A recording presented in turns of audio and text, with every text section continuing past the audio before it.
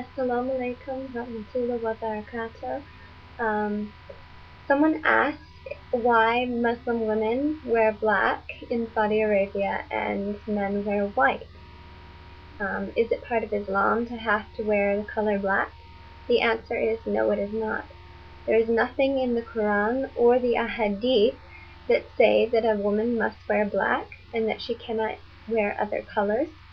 The only stipulation in the Hadith, the sayings of the Prophet Muhammad ﷺ, is that the colors that we wear cannot be worn as status symbols to attract attention of our social rank, as they used to be in history when certain dyes were more expensive than others, such as the color purple, which was made from shellfish, really rare shellfish, so the Romans often referred to it as the color of emperors.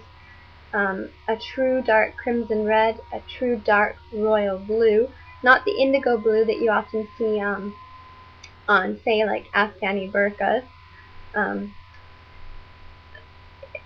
and a rich yellow color. These were the expensive dyes that were not supposed to be worn to increase one's social status.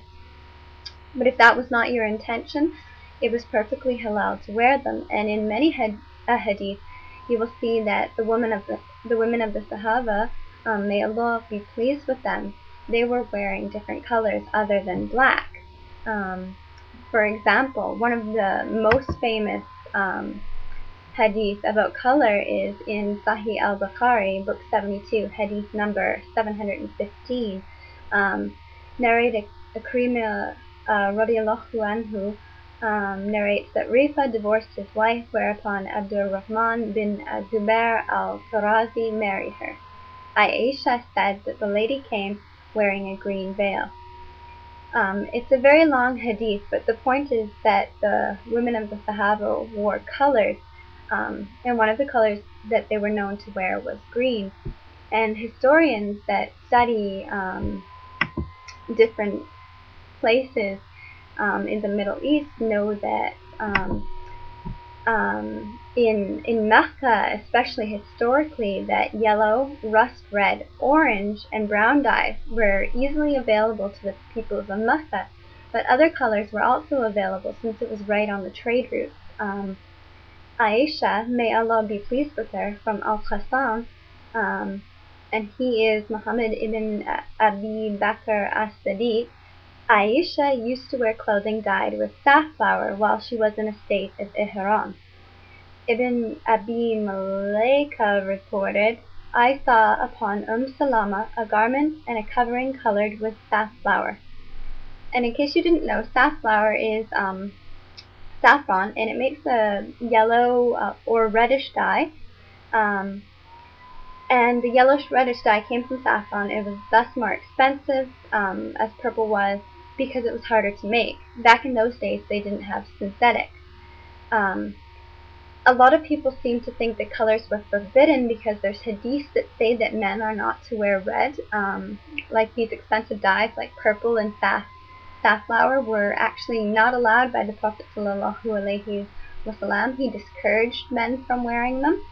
But he said there was no harm in it for women. When a man from the Sahaba went to cast away a garment dyed with safflower, which sort of makes a color like this and a darker red shade, he told him to give it, he should have given it to one of the women because there was no harm in it for her.